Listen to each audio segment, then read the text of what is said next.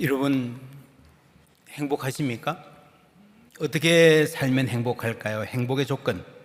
인류가 오랫동안 물어보고 질문하고 실험해온 얘기지만 지난 30년 동안의 세계 심리학계에서 행복에 대한 연구가 활발하게 진행이 되었습니다. 1998년 마틴 셀리그만이라는 학자가 미국 심리학회 회장이 되면서부터입니다.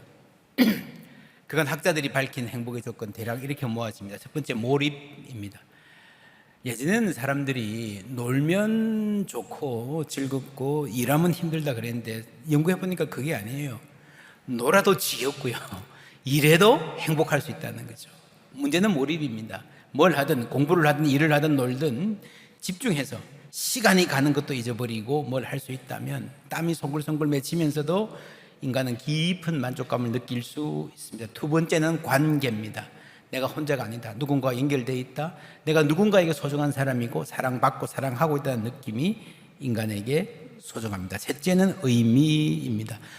내가 나만을 위해 있지 않고 나보다 더 큰 무엇을 위해 기여하고 있다는 느낌이 있어야 인간은 행복할 수 있다. 수긍이 가시지요? 사실 우리가 웬만큼 특별히 교회 다니는 사람들이라면 많이 들었던 이야기입니다. 그런데 문제가 있습니다. 의미가, 생의 의미가 행복의 필수라는 것은 알겠는데 인생의 의미, 일하고 공부하는 의미를 알기는 쉽지 않습니다. 남보다 앞서기 위해서 보란 듯이 살아보기 위해서, 그렇죠, 자랑해보기 위해서 그런 것이라면 여러분 열심히 살다가도 달려가다가 이게 무슨 의미가 있나 싶어서 힘이 빠지는 때가 있지요.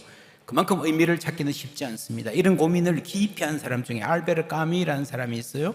인간은 본선상 세상에 합리적이고 목적이 있으며 분명한 의미가 있기를 뭐라고요? 갈망한다. 하지만 우주는 철저히 무관심하고 비합리적이며 어떤 답도 주지 않는 침묵 상태에 있다.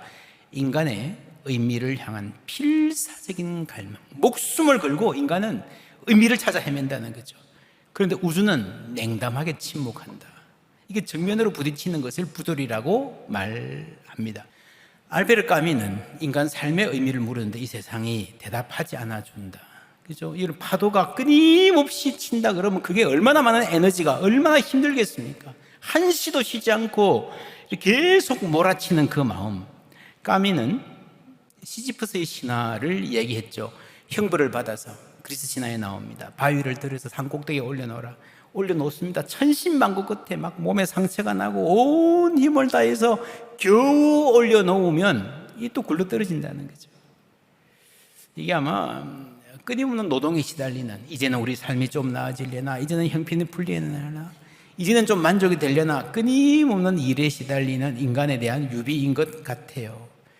그래서 바위가 굴러 떨어지는데 그 다음에 이 시지퍼스가 다시 정신을 차리고 낙담하지 않고 또 바위를 끌어올리려고 터벅터벅 내려가는 그 순간, 그 결연한 의지 안에 인간의 위대함이 있다라고 까미는 말했습니다. 그래서 이렇게 말해요. 우리는 시지퍼스가 행복하다고 상상해야 한다. 행복했다가 아니고요. 그렇게 말할 자신은 없지만 그렇지 않으면, 그런 노력 자체가 의미 있지 않으면 인간은 너무 처량하고 인생은 슬픈 거예요. 지난주에 우리가 시편 8편 나누었습니다. 여호와 우리 주여, 주의 이름이 온 땅에 어찌 그리 아름다운지, 주의 영광이 온 우주에 가득 차 있습니다 라고 말했던 다윗이 원더를 경험해서 이 세상이 굉장히 원더풀, 경이에 가득 찬 세상이다 라는 노래를 함께 보았습니다. 여러분, 사람이요 진짜 아름다움을 만나면 그 안에 어떤 일이 생기는가. 플라톤이 그런 말 했어요. 인간이 아름다움을 경험하면요 이걸로 만족 못한다는 거죠. 더 높은 아름다움, 더 깊은 어떤 의미를 추구하게 된다는 겁니다. 그래서 자꾸 더 높은 아름다움을 추구하려는 그 욕망, 위로 올라가려는 그 상향의 의지가 굉장히 강한데 그것을 플라톤은 에로스라고 불렀습니다. 에로스는 여러분 성적인 사랑을 말하는 단어 아닌가요? 맞습니다. 같은 단어인데 플라톤은 조금 다른 의미에서 인간의 굉장히 강한 욕구, 결코 포기할 수 없는 욕구, 한번 아름다움을 맛보면 그걸로 만족하지 않고 더 높은 아름다움을 추구하는 인간의 본성에 대해서 말했습니다. 이게 전부가 아니고요, 인생에 세계에 다른 의미가 있어야 한다는 것을 인간이 본능적으로 알고 있다는 말이죠. 자크락강이라는 철학자는 아름다움은 실제계의 끔찍함에 다가가기 전의 마지막 장막, 커튼이다. 아주 재미있는 말입니다. 이 아름다움 느끼는 순간에 인간은 그 커튼만 벗기면 바로 다음에 아주 텅 빈, 결핍되어 있는 끔찍한 자아, 공허함을 마주하게 된다라는 말입니다. 왜 그럴까요? 지난주에 그런 말 했던 거 기억하십니까? 현대인은 우주를 옛날에는 코스모스라고 했는데 이게 조화로운 세계라고 했는데 현대인은요 스페이스라고 해요. 스페이스. 아무것도 없어요. 텅 빈 공간이에요. 그러니까 텅 빈 공간 우주를 살아가야 되니까 텅 빈 자아, 그 안에 텅 빈 자아가 있을 수밖에 없는 겁니다. 여러분, 이 우주 전체에, 이 세계에 아무런 의미가 없고 그냥 텅 빈 공간이라면 이 지구가 어떻게 존재했습니까? 우연하게 온도와 습도와 태양의 각도가 맞아서 이 정도의 온도가 나와서 생명체가 살고 문명이 발달한 조건을 우연히 갖추어서 이렇게 되었다, 이 스페이스 안에서 라고 한다면요, 인간은 불안하고 허무할 수밖에 없는 거예요. 또 어떤 일이 생겨서 태양과 지구의 각도가 조금만 틀어져도요, 우리는 타 죽든지 얼어 죽든지 둘 중에 하나일 겁니다. 존재할 수가 없습니다. 그렇게 우연 가운데 언제 사라질지 모르는 허무하고 끔찍한 공허가 과학주의가 만들어낸 세계관입니다. 과학자들 중에 다 그렇게 생각하는 거 아닙니다. 앨리스턴 맥그라스라고 하는 옥스퍼드 대학교 교수님이 있습니다. 이분이 본래는 옥스퍼드 대학의 분자 생물학 박사 최고의 과학자였어요. 그런데 후에 신학을 합니다. 그러면서 신학적인 성경적인 생각을 가지고 자연을 연구해 보니까 깜짝 놀랐다는 거예요. 왜 놀랐나? Surprised by meaning. 그 안에 의미가 있더라는 거예요. 이 우주 공간 안에 그냥 우연히 존재하는 것처럼 보이는 그 안에 meaning, 깜짝 놀랄 정도의 의미가 존재하더라는 놀라운 고백입니다. 그래서 한국말로도 번역이 됐는데, 우주의 의미를 찾아서 진화론, 그 창조론 이런 데 관심이 많으신 분들은 꼭 읽어볼 만한 아주 좋은 책입니다. 이 책의 주안점은요, 과학에는 how는 있지만 why는 없다는 거죠. 별이 어떻게 생겼는지, 지난주에 그랬잖아요. 가스 덩어리, DNA가 어떻게 작용하는지, 생명이 어떻게 탄생하는지, 우주가 얼마나 오래되었는지 설명은 하지만 인간이 왜 아름다움에 감동하는지, 왜 사랑하는지, 왜 우리가 이렇게 안타까운지, 가지고도 왜 불만족하는지, 인간의 삶의 가치가 어디 있는지, 이 질문은 과학이 대답할 수 없다는 거죠. 인간은 내 눈에 보이는 이것을 넘어서는 의미를 갈망하는 존재, 호모 시그니피칸스, 의미를 찾는 존재로 주어졌습니다. 성경은 분명히 말합니다. 전도서 3장 11절 함께 읽습니다. 하나님이 사람들에게는 영혼을 사모하는 마음을 주셨느니라. 예, 하나님이 사람들에게는, 짐승은 아니지만, 여러분, 하나님이 이 세상을 분명한 목적을 갖고 의미를 갖고 창조하셨고요, 그 영혼을 사모하는 마음, 그 안에서 의미를 찾는 마음을 심어 놓으셨다는 거죠. 그런데 왜 인간은 그 의미를 잃어버렸나? 못 찾고 있는가? 현대에 와서 이것은 더욱더 심각해졌습니다. 삶의 의미 헤매고 있습니다. 옛날에는요, 내 삶의 의미가 무엇인가 질문하고 표현하는 걸 자꾸 억압을 했습니다. 아마 여기 계신 연세 드신 분들은 그런 기억이 있을지도 몰라요. 시집 가면 입 꼭 다물고 있어라. 3년은 벙어리, 또 뭐예요? 3년은 기머거리, 3년은 장님으로 살아야 된다. 9년. 그렇게 9년 살고 나면 어떻게 될까요? 보아도 볼 줄 모르고, 내 마음이 어떤지도 모르고 자기를 잃어버릴 것 같아요. 지금은 그렇지 않죠. 너 자신을 소중히 여겨라. 표현해라.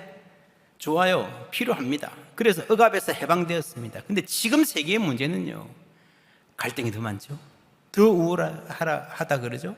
자신을 소중히 여겨야 한다는 말은 사회에 편만한데 너무 많은데 사람들의 자존감은 더 떨어져 있어요. 표현적 개인주의라는 말이 있습니다. 기능적 개인주의하고 좀 다른데, expressive individualism, 개인의 고유한 감정, 직관, 내면의 자아를 발견하고 나 자신, 이를 외부로 자유롭게 표현하는 것을 가장 중요한 삶의 가치로 여기는 태도. 20세기 중반 이후에 미국 그리고 세계 전체의 이 말은요, 단순히 이기적으로 행동하고 사고한다는 말이 아닙니다. 그보다는 내 안에 진정한 자아를 찾고 그 자아에 충실하게 사는 것이 가장 도덕적이고 이상적인 삶이라 믿는 그런 가치관입니다. 이걸 적용하면 어떻게 되는가 하면요, 첫 번째, 진정성, authenticity. 외부의 잣대나 사회적 기대에 나를 맞추는 것을 억압으로 여기고 대신 나 자신의 내면의 목소리에 귀를 기울이고 나답게 사는 것을 최우선의 가치로 여깁니다. 직업은, 옛날에는 직업을 단순히 생계를 유지하거나 부를 축적하는 수단으로 보았는데, 지금은 내가 누구인지 나의 열정을 표현하고 자아를 실현하는 무대다. 그래서 내가 사업도 하고 직장에 간다, 이렇게 열심히 일한다 라고 이야기하는 거죠. 멋진 말이죠. 그 다음에 관계는요, 정서적 만족입니다. 결혼이나 인간관계를 의무, 가문, 전통적 역할의 결합으로 보지 않습니다. 서로의 자아 성장을 돕고 깊은 정서적 만족을 줄 수 있을 때만 관계가 의미가 있다. 옛날에는요, 결혼했으니까 살았잖아요. 마음에 안 들어도 살았잖아요. 그러니까 지금 모든 관계가 나에게 만족을 주어야 그게 의미가 있는 거죠. 그리고 결혼이 정말 황폐하고 스트레스가 많으면요, 그 결혼을 유지할 필요를 못 느끼는 거예요. 내 눈에 보기에 우리 선배들 결혼이 그저 그러면요, 결혼해야 될 이유를 못 느끼는 거예요. 나의 만족이 중심이 되는 거예요. 굉장히 어려운 주제입니다. 맞는 것 같으면서 틀린 거예요. 직업, 돈을 번다, 그렇게만 살았는데 지금은 자아 성취를 한다. 멋지죠. 멋지게 들리죠. 그런데 여러분, 실제로 이런 생각으로 무장하고 직장 가보세요. 여러분, 지금 젊은이나 연세 드신 분들이나 직장에 가서 정말 의미를 느끼고 보람을 느끼고 딱 나는 여기야, 나는 이 일을 위해 태어났어, 자아 성취하고 있다는 느낌으로 살아가는 사람이 얼마나 될까요? 여러분, 회사 그만두면 아무것도 아닌 존재가 돼요. 옛날에는 직장을 잃었다 그러면 돈이 없어졌네 하지만 요즘에는 직장을 잃으면요, 나는 쓸모없는 사람이 되었다라고 생각하게 된다라는 말입니다. 직업 자체가 의미를 부여하는 장이 아니라는 걸 아는 것은 대단히 중요합니다.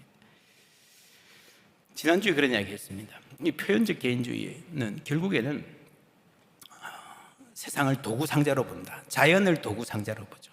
내가 이용할 수 있는 세계를 그렇게 봅니다. 하나님도 나의 힐링을 위해서, 내 위로를 위해서, 내 성공을 위해서 내가 정말 열심히 용기 있게 해야 되는데 동기부여를 위한 도구로 봅니다.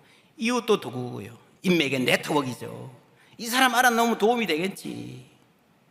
그러다 보니 나 자신도 도구 중에 하나. 삐끗하면 나의 쓸모가 없어졌다, 무가치한 존재, 무의미한 인생으로 전락하게 된다는 거죠. 여러분, 이런 더 나은 삶에 대한, 의미에 대한 갈망 자체가 잘못된 것이 아니에요. 영원을 사모하는 마음은 하나님이 주신 거예요. 의미를 찾는 것은 인간의 본질적인 것입니다. 그런데 문제는 우리가 그 의미를 어디에서 찾을 수 있을까? 골로새서 1장 26절을 보면 이 비밀은 만세와 만대로부터 감추었던 것인데, 만세와 만대로 오랜 세월 동안 인류 역사 전체를 통틀어서 사람들이 그렇게 알고 싶었지만 알지 못했던 그 비밀이 예수 그리스도 안에서 나타났다는 거죠. 27절 말씀 함께 읽습니다. 하나님이 그들로 하여금 이 비밀의 영광이 이방인 가운데 얼마나 풍성한지를 알게 하려 하시니라. 이 비밀은 너희 안에 계신 그리스도시니 곧 영광의 소망이니라. 이 비밀은 역사의 비밀이고 인생의 비밀이고 인생의 의미가 무엇인지에 대한 대답이 포함되어 있는 비밀입니다.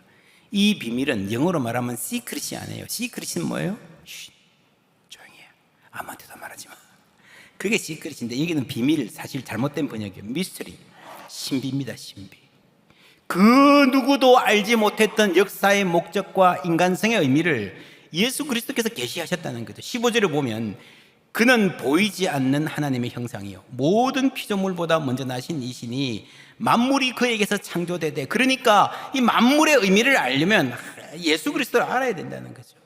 밑에 보시면 만물이 다 그로 말미암아 through him, for him, 그를 위하여 창조되었다. 여러분, 어떻게 창조되었는가, 그리고 그 창조의 목적이 무엇인가, 만물의 목적이 무엇인가도 그리스도를 알아야 알 수 있다는 거죠. 여러분, 보이지 않는 하나님의 형상입니다. 그리스도는 우리가 하나님을 알아야, 이 세계가 하나님이 지으셨기 때문에, 나도 하나님을 지으셨기 때문에 하나님을 알아야 나를 알 수 있는데 우리가 하나님이 안 보이잖아요. 그래서 눈에 보이게 계시해 주신 분이 예수님이라는 거죠. 우리가 예수님을 통해서 하나님을 알 수 있고 하나님을 알 때 세계를 알 수 있습니다. 또한 예수님이 인간으로 오셨잖아요. 인간이 어떤 존재인가? 우리가 볼 때 참 보잘것없고 하찮은 존재처럼 보이지만 예수 그리스도를 보면 인간이 본래 그런 게 아니야. 인간이란 존재가 이렇게 고귀하고 아름다울 수 있구나 하는 것을 그리스도 안에서 보여주시는 거죠. 여러분, 이것이 인류 최대의 질문입니다. 미스터리입니다. 너 자신을 알라. 소크라테스의 말. 그렇죠. 너무 중요한 도전이에요. 그러나 이 인간이란 무엇인가, 나는 누구인가, 이 질문을 우리가 어떻게 대답하는가? 예수 안에서 계시하셨다는 거예요. 그게 아니면, 예수가 아니면요, 우리가 만물을 보아도, 우주를 보아도요, 그냥 텅 비었어요. 몰라요. 그래서 여러분, 인간은 이 텅 빈 우주 속에서 우연히 어느 구석에 툭 던져진 존재가 아니라 하나님이 목적을 갖고 만드신 세계 안에서 하나님의 뜻 안에서 지금 이 자리에 우리를 세우신 존재인 줄 믿습니다. 그래서 여러분, 그리스도 안에서 이 역사가 어디로 가는지에 대한, 역사의 완성에 대한 대답이 있고, 그 안에서 참 인간이 무엇인지에 대한, 내 인생이 왜 의미가 있는지에 대한 대답이 모두 있다는 거죠. 그것이 인간의 영광의 소망입니다. 정리하면요, 인간 안에 어떤 갈망이 있었어요. 오랫동안 많은 사람들이 얘기했습니다. 아름다움에 대한, 그리고 상향. 한번 아름다움을 맛보면 그걸로 만족하지 않고 더 높은 아름다움을 추구하는 뭐가 있고요, 의미 없이 살 수 없다는 강력한 갈망과 의지가 있습니다. 플라톤은 그것을 에로스 상향 의지라 그랬고, 까미는 시지포스 징화를 통해서 저항, 냉담한 자연의 저항에서 끝까지 의미를 추구하는 결단을 강조했습니다. 어거스틴은요, 이거는 그리움이야. 우리가 본래 창조함을 받은 인간 본연의 그 그리움이 남아있는 거야 라고 이야기했습니다. C.S. 루이스라는 학자는요, 여기에 전적으로 동의하면서 결국에는 참여, 여러분, 이 그리움인데, 그리움이 뭐예요? 돌아가고 싶은 거예요. 그 자리에 나를 위치시키고 싶은 거죠. 그래서 여러분, 아름다움을 보면요, 그 아름다운 세계의 일부가 되고 싶다는 갈망이 사람에게 있다는 거죠. 그리고 여러분, 진정한 아름다움은 우리에게 그리움을, 상향욕구와 그리움을 일깨울 뿐 아니라 내가 그 안에 들어가서 일부러 살고 싶은 강력한 욕망을 주도하는, 그것이 바로 하나님 우리를 구원으로 초청하시는 이야기입니다. 여러분, 내 인생의 의미는 나 자신에게 있지 않습니다. 나 자신에서 찾으려고 그러니까 이게 너무너무 힘든 거예요. 예수님 그런 말씀하셨어요. 수고하고 무거운 짐진 자들아 다 내게로 오라. 여러분, 누가 수고하고 무거운 짐진 자입니까? 제가 손들어 보라 그러면 더 쉬운 질문은 이거예요. 누가 수고하고 무거운 짐진 자 아닙니까? 다 힘들게 살아요. 근데 왜 힘듭니까? 일이 많아서 힘듭니까? 아니에요. 여러분, 어머니들 살림할 때 비하면, 처음 살림할 때 비하면 지금은요, 세탁기 있죠, 냉장고 있죠, 에어컨 틀고 살죠, 자동차 타고 다니죠, 다 가지고 있죠. 뭐가 힘들어요? 근데 사람들은 옛날보다 더 힘들다 그래요. 텅 빈 우물에서 의미를 길어 올리느라 지친 모든 인생을 향한 초대로 볼 수 있습니다. 수고하고 무거운 짐진 자들아, 출근해서 열심히 일하는데, 자녀 키우자고 열심히 달려가는데, 누굴 이겨보자고 힘있게 일하는데요, 의미가 없는 것 같아요. 가끔씩 물을 깃기도 하죠. 여러분, 그거 빗물이 고여서 그냥 찰랑찰랑 하는 거예요. 좀 있으면 말라요. 그래서 이 메마른 바닥에서 의미라는 물을 길어보려고 좀 더 괜찮은 두레박을 소유하면 되겠지, 그게 인간끼리 피나는 경쟁인 거예요. 여러분, 예수 그리스도께서 생수의 근원이십니다. 의미의 근원이기도 합니다. 인생의 의미는 내 안에 있지 않습니다. 여러분, 프랭크 시나트라 아시죠? 대표곡이 뭐죠? My Way. 인생의 말리는 한 남자가 부르는, 사람이 뭐라 그래도 나는 내 뜻대로 살았다, 이 키 벌스가 그거죠. I did it my way. 나는 내 방식대로 살았다, 후회 없다. 이 노래가 소위 표현적 개인주의의 주제가 같은 노래예요. 프랭크는 이 노래로 정말 큰 히트를 쳤고, 늘 프랭크 시네트라를 하면 이 노래가 따라다니죠. 연말에 뭐 많이들 부르고 어르신들 좋아하시는 분 많을 거예요. 그런데 그 딸이 이렇게 말했어요. 2000년에 BBC와의 인터뷰에서 아빠는 이 곡이 이기적이고 자기중심적인 노래라고 생각했어요. 그래서 싫어했죠. 딱 달라붙어서 벗지 못하는 신발 같이 여겼어요. 이 노래 부르면 사람들이 좋아하니까 자꾸 부르기는 부르는데 부르기 싫다는 거예요. 여러분, 인생이 내 마음대로 하는 그 안에 의미가 있지 않습니다. 다른 마이웨이가 있어요. 윤동주. 별을 노래하는 마음으로 모든 죽어가는 것을 사랑해야지. 그리고 뭐라고요? 나한테 주어진 길을 걸어가야 돼. 비슷하지만 엄청난 차이죠. 나한테 내가 가고 싶은 길, my way, I did it my way가 아니고요, 나한테 주어진 길. 저는 이 안에 윤동주의 신앙이 숨어 있다고 봅니다. 그렇게 살면요, 오늘 밤에도 별이 바람에 스치운다. 나에게 주어진 길을 걸어가야겠다는 건 자기 결단이에요. 그렇죠? 나에게 주어진 길을 너 억지로 이렇게 살아라고 하나님이 밀어넣는 게 아니라 우리에게 보여주시고 결단하게 하십니다. 원더풀 월드에 사는 다윗 같은 사람이죠. 그럴 때에 우리가 작은 일을 해도요, meaningful life를 살아갈 수 있는 거예요. 이 세계 안에 신비가 없다면 우리 삶에도 결코 내가 만들어내야 된다, 아무리 열심히 해도, 내가 아무리 똑똑해도요, 의미가 있을 수가 없습니다. 하나님이 지으신 이 신비로운 아름다운 세계 속에서 내 삶의 의미를 부여받는 거예요. 골로새서 1장의 말씀들을 정리하면 세 가지 키포인트가 있습니다. 그 아들 안에서 우리가 속량 곧 죄 사함을 얻었다. 이게 출발입니다. 예수를 만나고 죄 사함 받고 하나님의 자녀가 되는 거예요. 그게 끝이 아니에요. 그 다음에 만물 전체를 시야에 넣고 만물 안에서 삶의 의미를, 인생의 의미를, 역사의 의미를 아는 거예요. 세 번째는 공동체입니다. 그리고 18절 공동체 이야기를 합니다. 함께 읽습니다. 그는 몸인 교회의 머리시라. 그가 근본이시요 죽은 자들 가운데서 먼저 나신 이시니 이는 친히 만물의 으뜸이 되려 하심이요. 아멘. 죄 사함, 초점이 나에게 있어요. 나에게 다가오시고 나를 구원하시고 나를 사랑하시는 하나님 만나야 돼요. 예수님 만나야 돼요. 죄 사함 받아야 되는 줄 믿습니다. 거기서 끝나지 않고 새 창조, 만물 전체의 의미를 우리가 알아가고요, 그것을 우리의 삶으로 가져오는 것은 공동체입니다. 몸인 교회의 머리시라. 내 삶에 허락하신, 나에게 주어주신 이 공동체를 통해서 우리는 삶의 의미를 현실화해 나가는 겁니다. 또 하나 중요한 성경이 있습니다. 에베소서 5장 말씀 함께 읽습니다. 그러므로 사람이 부모를 떠나 그의 아내와 합하여 그 둘이 한 육체가 될지니 이 비밀이 크도다. 나는 그리스도와 교회에 대하여 말하노라. 그러나 너희도 각각 자기의 아내 사랑하기를 자신같이 하고 아내도 자기 남편을 존경하라. 아멘. 이 비밀, 미스테리, 여러분, 골로새서에서 우주 전체의 의미, 역사 전체의 의미, 만대로부터 만세로 감추어졌던 역사의 엄청난 비밀을 말하는 그 미스테리를 결혼에 대해서 쓰고 있어요. 가정에 대해서 쓰고 있어요. 놀랍지 않습니까? 이 신학적 폭, 그렇죠. 온 우주와 역사 전체의 의미, 태고 쪽부터 역사 끝날까지의 그 전체의 의미를 말하는 이 미스테리가 교회 안에서, 가정 안에서 현실화된다는 거죠. 여러분, 이 세계가, 온 우주가 의미로 충만하다면요, 당연히 우리 가정도, 우리 교회도 그 안에 의미 있는 공동체로 들어있는 줄 믿습니다.